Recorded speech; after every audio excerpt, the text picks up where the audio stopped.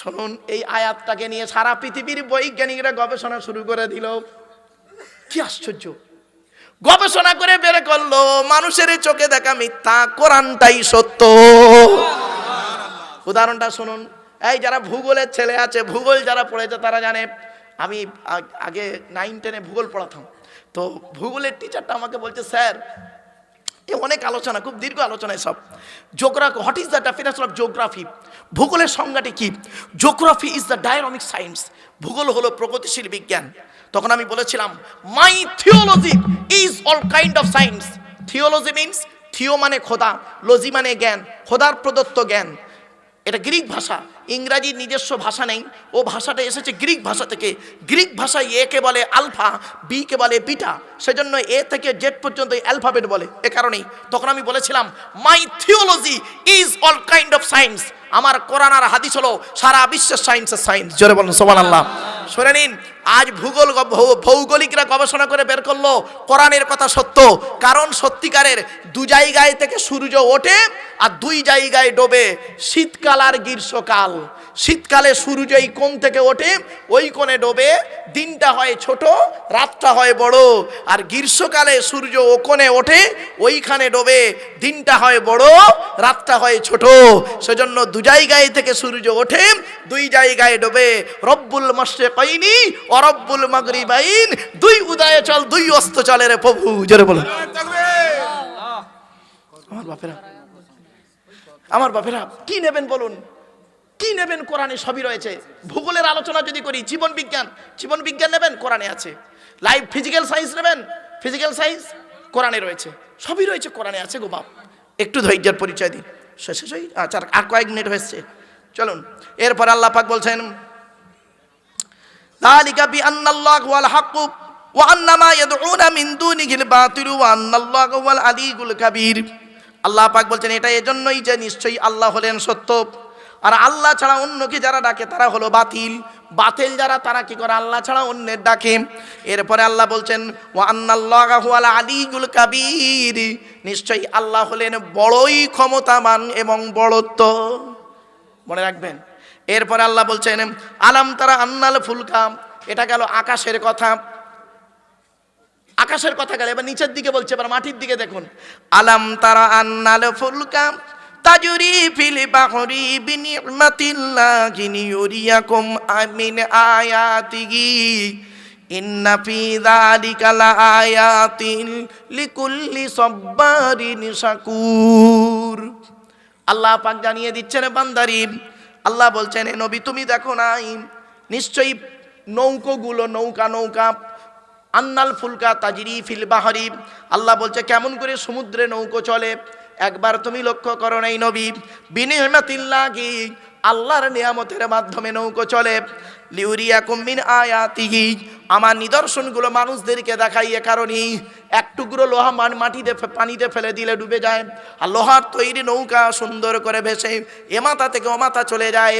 বান্দা তোমরা একবার লক্ষ্য করে দেখো, ওই নৌকায় যখন তোমরা উঠে আল্লাহ আল্লাহ বলে চিৎকার করো, মাছ দরিয়ায় গিয়ে যখন নৌকোটা একবার টলমল করে, আল্লাহ বলছেন, এই আয়াতের তাফসীর, আল্লাহ বলছে, ফাইযা রাকিবু ফিল ফুলকি দাউল্লাহা মুখলিসিনা লাহুদ্দিন ফালাম্মা নাজ্জাহুম ইলাল বাররি ইযা হুম ইউশরিকুন। 21 নম্বর পারা 3 নম্বর পৃষ্ঠা 3 নম্বর লাইন, সূরার নাম সূরা আনকাবুত। আল্লাহ পাক বলে দিলেন, বান্দা যখন নৌকায় করে নদী পার হতে যায়, নদীর মাঝখানে যখন নৌকাটা একবার টলমল করে, ওরা তখন মনে মনে ভয়ে আল্লাহ আল্লাহ বলে চিৎকার করে, ঠিক না বে ঠিক? আল্লাহ বলে, আমার নাম রহমান, আমার নাম রহিম, তোদের কান্না সহ্য করতে পারি না। ফালাম্মা নাজ্জাহুম ইলাল বাররি, যখন তোদের ডাঙায় তুলে দিই, তোরা এত বড় মুনাফিক বদমাইশ, যেই ডাঙায় উঠে গেলি, ইযা হুম ইউশরিকুন, আমার সঙ্গে শিরক করিস আর বলিস মাঝি ভালো ছিল বলে বেঁচে গেছি, নইলে মরে যেতাম। আমার বাপেরা অনুরোধ করি বলে, তাই আল্লাহ বলছেন, নবী তুমি কি একবার দেখো নাই নৌকো কিভাবে সমুদ্রে কিভাবে নৌকা চলে? একবার নবী তুমি লক্ষ্য করো, আর ওই মানুষদেরকে একবার জানিয়ে দাও, সেই আল্লাহর প্রতি তোমরা বিশ্বাস রাখো। শুধু তাই নয়, এরপরে আল্লাহ পাক বলছেন, ওয়াইদা গশিয়াহুম মাউজুন কাজ্জুলালি দাউল্লাহা মুখলিসিনা লাহুদ্দিন ফালাম্মা নাজ্জাহুম ইলাল বাররি ফামিনহুম মুকতাসিদ ওয়া মা ইয়াজহাদু বিআয়াতিনা ইল্লা কুল্লু খাত্তারিন কাফুর। যে দীঘার ঘটনাটি বলছিলাম আপনাদেরকে, মনে পড়ছে? আচ্ছা, দীঘায় পানিতে নেমেছেন অনেকে, আরে ভাই বলুন না, পানিতে নেমেছেন, দেখবেন নামার সাথে সাথে দেখবেন একটা ঢেউ আসে, একটা ঢেউ খুব উঁচু ধরে আসছে, আর মাঝখানে দেখবেন একটা প্যাঁচ মতো হয়ে যায়। দেখেছেন বড় বড় সমুদ্রে ওই প্যাঁচ হয়ে যায় অন্ধকার মতো। তাই আল্লাহ বলছেন ওয়াইদা গশিয়াহুম মাউজুন, মাউজুন মানে ঢেউ, ঢেউ এসে কি করে সেটাকে ঢেকে দেয়, কাজজুলাল পাকিয়ে নেয়, কাজজুলাল। তখন মানুষ ভয়ে থরথর করে কেঁপে ওঠে। দেখবেন সমুদ্রে যখন জাহাজ নিয়ে যখন যায়, পাইলট যখন যায়, দেখবেন যাবার সময় যখন দেখছে বিশাল বড় ঢেউ আসছে পাক দিয়ে, তখন জাহাজের মালিক যিনি ক্যাপ্টেন আছেন বুকটা কেঁপে ওঠে তার। তাই বলছে আল্লাহ ওয়াইদা গশিয়াকুম মাউজুন কাজজুলালি দাউল্লাহা মুখলিসিনা লাহুদ্দিন। যখন ঢেউ এসে যখন ওটাকে ঢেকে নেয়, ঢেউ এসে যখন অন্ধকারের মতো ঢেকে নেয়, সেটাকে গোল করে পাকিয়ে নেয়, তখন ওরা কি করে, দাউল্লাহা মুখলিসিনা লাহুদ্দিন, মরে মৃত্যুর ভয়ে ওরা আল্লাহকে, আমি আল্লাহ মাকে আল্লাহ আল্লাহ বলে ডাকতে থাকে। ঠিক না ঠিক?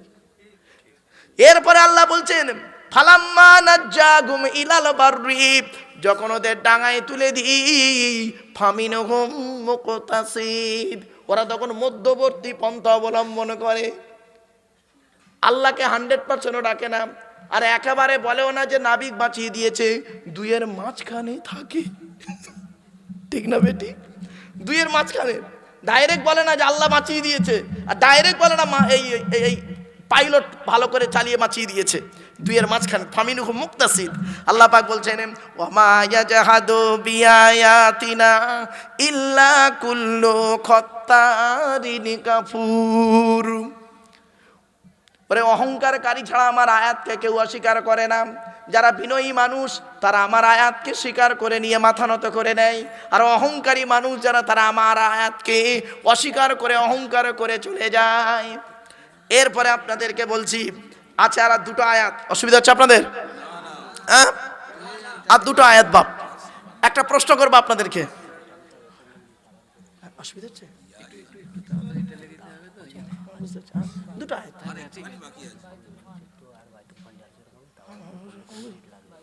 চিন্তা নেই, আর দুটো আয়াত আছে বাপ, চিন্তা নেই, খুব তাড়াতাড়ি করে শেষ করলাম। মানে এই তাড়াতাড়ি আমার জীবনের প্রথম এই 34টা আয়াত 32টা আয়াতের আলোচনা এত সংক্ষিপ্ত করলাম। সূরা হুজুরাতের তাফসির করেছিলাম, আজমির শরীফ জানেন আজমির শরীফ? ওইখানে সূরা তাফসিরের 18টাই, সূরা হুজুরাতের 18টা আয়াতের 7টা আয়াতের তাফসির করেছিলাম প্রায় 4.5 ঘন্টা। ওই আজমির শরীফে মাজারের পাশেই গিয়েছিলাম বহুদিন আগে।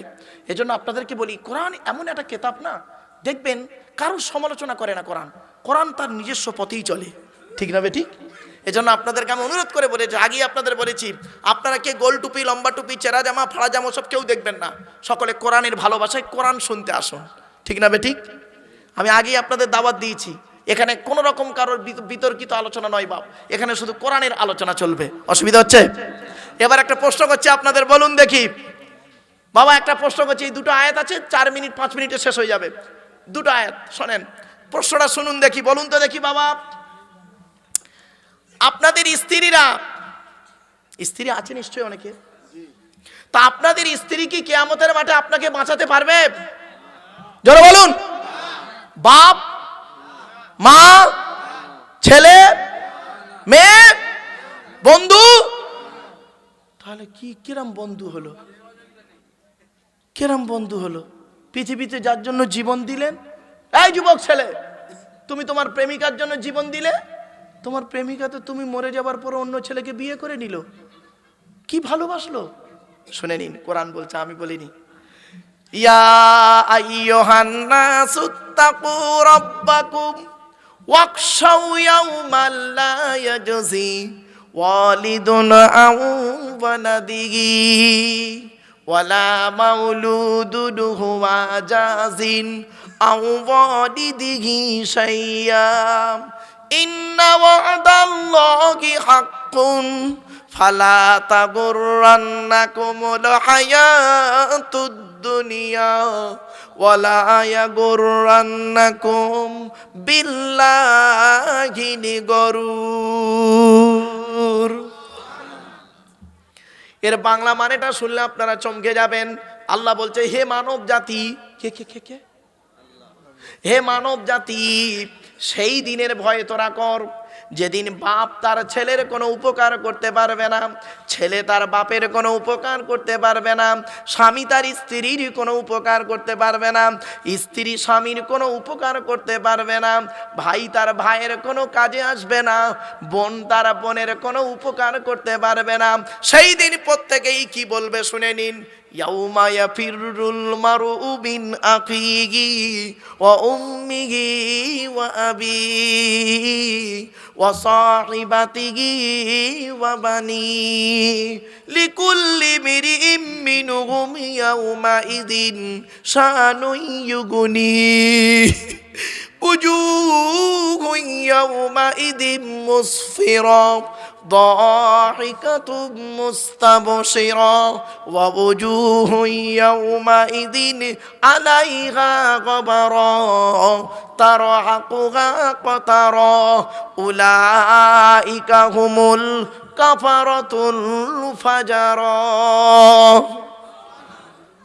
সেই দিন বাপ তার ছেলে থেকে চলে যাবে, ছেলে তার বাপ থেকে চলে যাবে, স্বামী তার স্ত্রী থেকে সরে পড়বে, স্ত্রী স্বামী থেকে চলে যাবে, বন্ধু বন্ধু থেকে চলে যাবে। প্রত্যেকেই বলবে, আল্লাহ আমার কি হবে, আমার কি হবে। কিয়ামতের মাঠে একটা জাহান্নামীকে আল্লাহ ডেকে বলবে, এই এদিকে আয়, জাহান্নামায় গেলি কেন রে? বলবে, আল্লাহ পাপ করেছি তাই জাহান্নামায় বিচারে ফায়সালা হয়েছে, জাহান্নামায় গিয়েছি। তো জাহান্নাম থেকে বাঁচতে গেলে কি উপায় আছে?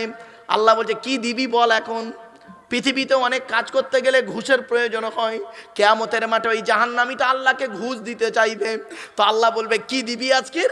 আল্লাহ তখন বলছে, কোরআনে আছে, সূরা মাআরিজের মধ্যে আছে, মাআরিজের মধ্যে আছে 29 পারায়।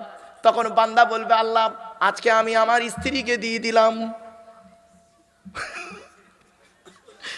স্ত্রীকে দিয়ে দিলাম, ওকে জাহান্নামায় দিয়ে দিন, ওর বদলে আমার জান্নাতে দিয়ে দিন। আল্লাহ বলবে, চলবে না। আর কাকে দিবি? আল্লাহ আমার বাপ আর মাকে আগে জাহান্নামায় ঢুকিয়ে দিন আমার বদলে। আল্লাহ বলবে, ও কারবার হবেই না। আর কাকে দিবি? তখন ও বলবে, আল্লাহ আমার ছেলে মেয়েকে দিয়ে দিন, ছেলে মেয়েকে জাহান্নামায় দিয়ে দিন, আমাকে জাহান্নাম থেকে নাজাত দিন। আল্লাহ বলবে, কখনোই হবে না।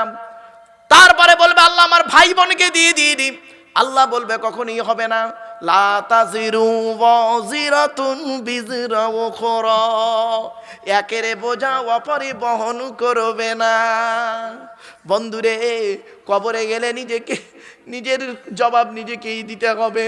আমার জবাব আপনারা কেউ দিতে যাবেন না, আপনাদের জবাব আমি দিতে যাব না। মনে রাখবেন, পৃথিবীতে ভালোর জন্য আপনাদের বলে যাচ্ছি, নিজের কবরে নিজের জবাব দিতে হবে। কিয়ামতের মাঠে বন্ধু হবে কে? আল্লাহ খিল্লাহু ইয়াউমাইযিন বাউদুকুম লিবাউদিন আদুবুন ইল্লাল মুত্তাকিন। যারা আল্লাহকে খুশি করার জন্য মানুষকে ভালোবেসেছে, তারাই কিয়ামতের মাঠে বন্ধু হবে। জোরে বলুন। তারপরে লোকটাকে আল্লাহ বলবে, আর কি দিতে চাস বল, আর কি দিতে চাস? তখন লোকটা বলবে, আল্লাহ আমার ধন সম্পদ যা আছে সব আমি দিয়ে দিলাম, আমাকে জাহান্নাম থেকে নাজাত দিন। আল্লাহ বলবে, না, আমি তো পৃথিবীতে বলে দিয়েছিলাম, ইন্নাহু মাইয়াতি রাব্বাহু মুজরিমান ফাইন্না লাহু জাহান্নাম। সূরা তাহা আল্লাহ বলছেন, আমি তো পৃথিবীতে বলে দিয়েছিলাম যে ব্যক্তি পাপী অবস্থায় আমার কাছে আসবি তার ঠিকানা হবে জাহান্নাম। সুতরাং তুই পাপ করে এসেছিস, তোর ঠিকানা জাহান্নাম। অনুরোধ করে বলে যাচ্ছি, পৃথিবীতে পাপ কাজ থেকে দূরে সরে থাকুন। তাই আল্লাহ পাক বললেন, ইন্না ওয়াদাল্লাহি হাক্কুন, আল্লাহর ওয়াদা হলো সত্য। ফালা তাগুররান্নাকুমুল হায়াতুদ দুনিয়া, আল্লাহ বলছেন শয়তানের চক্র, শয়তানি চক্র যেন দুনিয়ার চক্র যেন তোমাকে ভুলিয়ে না রাখে আল্লাহ থেকে। বাপেদের অনুরোধ করে বলে যাচ্ছি, স্ত্রীর পাল্লায় পড়ে, ছেলে মেয়ের পাল্লায় পড়ে, টাকা পয়সার পাল্লায় পড়ে, ব্যবসা বাণিজ্যর পাল্লায় পড়ে আল্লাহর ইবাদত থেকে ভুলে যাবেন না। আপনার স্ত্রী আপনার আপন নয়, আপনার ছেলে মেয়ে আপনার আপন নয়, আপনার স্বামী আপনার আপন নয়। আমি বলিনি, কোরআন বলছে, ইয়া আইয়ুহাল্লাযীনা আমানু ইন্না মিন আজওয়াজিকুম ওয়া আওলাদিকুম আদুওয়াল লাকুম ফাহযারুহুম ওয়া ইন তা'ফু ওয়া তাসফাহু ওয়া তাগফিরু ফাইন্নাল্লাহা গফুরুর রহিম। সূরার নাম সূরা তাগাবুন 28 নম্বর পারা। আল্লাহ বলছেন, হে ঈমানদার বান্দাগণ, তোমাদের অনেক স্ত্রী আছে তোমাদের দুশমন, অনেক স্বামী আছে তোমাদের দুশমন। বাবা কিয়ামতের মাঠে কি দেখবেন? পৃথিবীতেই জ্বলন্ত প্রমাণ, কত স্বামী আছে স্ত্রীকে মেরে দিয়েছে, ঠিক না বেঠিক? কত স্ত্রী আছে স্বামীকে পরকিয়া করে স্বামীকে মার্ডার করে দিয়েছে, ঠিক না বেঠিক? কত সন্তান আছে বাপকে মেরে দিয়েছে, কত বাপ আছে সন্তানকে মেরে দিয়েছে। তাই আল্লাহ বলছে, তোমার স্ত্রী ছেলে মেয়ে কেউ তোমার আপন নয়। মনে রাখবেন, ওরা হলো তোমার দুশমন। সব স্ত্রী তোমার আপন নয়, আর সব ছেলে মেয়ে তোমার আপন নয়। এখানে মিন শব্দটা এসেছে তাবঈজের জন্য। আরবি গ্রামাটিক্যাল ম্যাটার যারা জানে, তাবঈজ মানে কিছুর মানে দেবে, কিছু।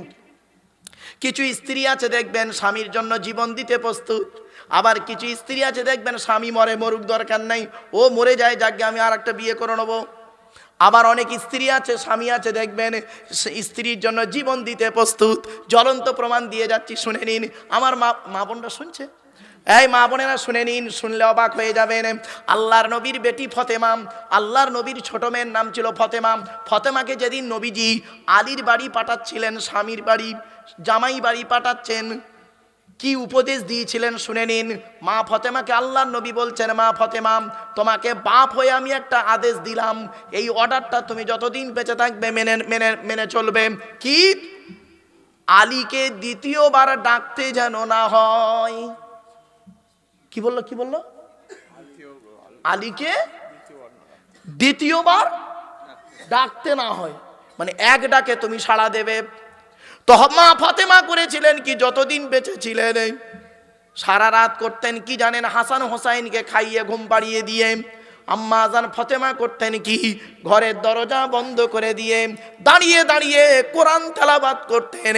হযরত আলী যতবার বাড়িতে এসে ফতেমা বলে একবার ডেকেছেন, সঙ্গে সঙ্গে লাব্বাইক বলে দরজা খুলে দিয়েছে।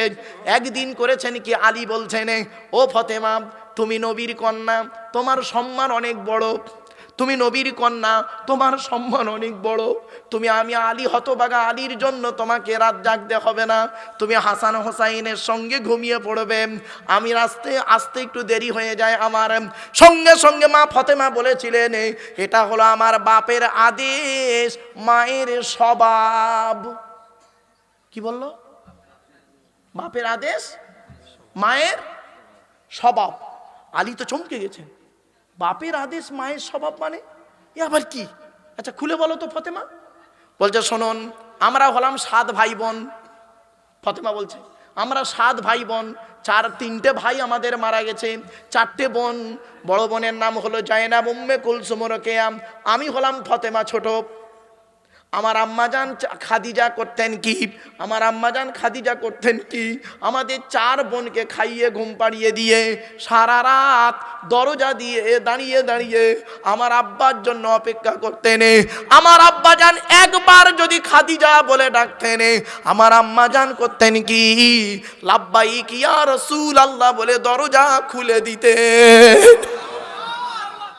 আমি এই স্বভাবটা মায়ের থেকে শিখেছি, স্বামীর জন্য অপেক্ষা করতে হবে। আর যেদিন আপনার বাড়ি আসি, সেদিন আমার আব্বাজান বলেছিলেন, ফতেমা, আলীকে যেন দ্বিতীয়বার ডাকতে না হয়, সেজন্য আমি জেগে থাকি। আপনি ফতেমা ফতেমা বলে চিৎকার করবেন, এটা আমি ফতেমার জন্য শোভনীয় নয়। বাপেরা, মা বোনেদের ওয়াজ যদি করি না, কান গরম হয়ে যাবে। যাই হোক, আয়াতটা শেষ করবো এবার। এরপরে আল্লাহ পাক বলছেন কি, ওয়ালা ইয়াগুররান্নাকুম বিল্লাহিল গরুর, আল্লাহ থেকে যেন শয়তানি চক্র তোমাকে দূরে না রাখে, ভুলিয়ে না রাখে। এরপরে লাস্ট আয়াত একটা শুনে নিন, সূরা লোকমানের এই 5টা আয়াত, এই লাস্ট আয়াতটা খুব গুরুত্বপূর্ণ। আল্লাহ পাক বলছেন কি জানেন? বান্দারে, পৃথিবীর জমিনে 5টা জিনিস কারোর বলার ক্ষমতা নাই। কটা ইন্নাল্লাহা ইনদাহু ইলমুস সাআ وينزل الغيث ويعلم ما في الأرحام وما تدري نفس ماذا تكسب غدا وما تدري نفس بأي أرض تموت إن الله عليم خبير। শেষ। মানেটা আবার শুনে নিন, সংক্ষিপ্ত ব্যাখ্যা। পাঁচটা জিনিস বান্দা কারোর বলার ক্ষমতা নেই। ইন্নাল্লাহা ইনদাহু ইলমুস সাআ, কিয়ামত কবে হবে বান্দা কারোর বলার ক্ষমতা নেই। কিয়ামত কবে হবে কারোর বলার ক্ষমতা নেই। তবে কিয়ামত হবে এটা সঠিক। তবে কিছু লক্ষণ আছে, কিয়ামতের কিছু লক্ষণ নবীকে আল্লাহ পাক জানিয়ে দিয়েছেন। আল্লাহর নবী সেইগুলো বলেছেন। কয়েক কটা লক্ষণ বলে যাচ্ছি, শুনে নিন। এক নাম্বার, বিদ্যা উঠে চলে যাবে। আজ মাধ্যমিক, উচ্চ মাধ্যমিক, বিএ পাস, এমএ পাস, আলেম, হাফেজ, মাস্টার, ডাক্তার, ইঞ্জিনিয়ার, প্রফেসর বেড়ে গেছে। বুড়ো বুড়ি বাম্মার অনেকে ভাতও দেয় না, খবরও নেয় না, ঠিক না ঠিক? দুই নাম্বার বলা হয়েছে বিদ্যা, এক নাম্বার বিদ্যা উঠে চলে যাবে। দুই নাম্বার ব্যভিচার বেড়ে যাবে, ব্যভিচার, ঘরের ভেতরে ব্যভিচার চলছে, ঘরের বাইরে ব্যভিচার চলছে। তিন নাম্বারে বলা হয়েছে মদ খাওয়া বেড়ে যাবে। মানুষ মদের নাম পরিবর্তন করে মদ পান করবে, মদের নাম পরিবর্তন করে দিয়ে মদ পান করবে। মদ খাওয়া বেড়ে গেছে। এখন মদের দাম বেশি না মধুর দাম বেশি? ও বলে মধুর দাম বেশি। মধুর দাম বেশি। আমি বাংলা মালের কথা বলিনি, ইংলিশ মাল, হুইস্কি, কিংফিশার, ম্যাকডোনাল্ড, বেলাক, ওয়াইন, রিডমিল, ব্লক, ব্রাইন্ড, এসব মদের নাম বললাম রে বাপ, যারা খায় তারা বুঝতে পারছে। সেদিন এরকম মদের নাম বলছে, একটা বুড়ো অপর বুড়োকে বলছে, দেখছি হুজুর কিরম কোরআনির আয়াত বলছি। লাউ ঠেলা, রাগ করো না বাপ। ছোট্ট একটা উদাহরণ দিচ্ছি। দুধওয়ালা লোকের বাড়ি বাড়ি যায়। দুধওয়ালা বোঝেন? আরে ভাই বলুন না। দুধওয়ালা লোকের বাড়ি বাড়ি যায়, দুধ কিনে কেউ খেতে চায় না।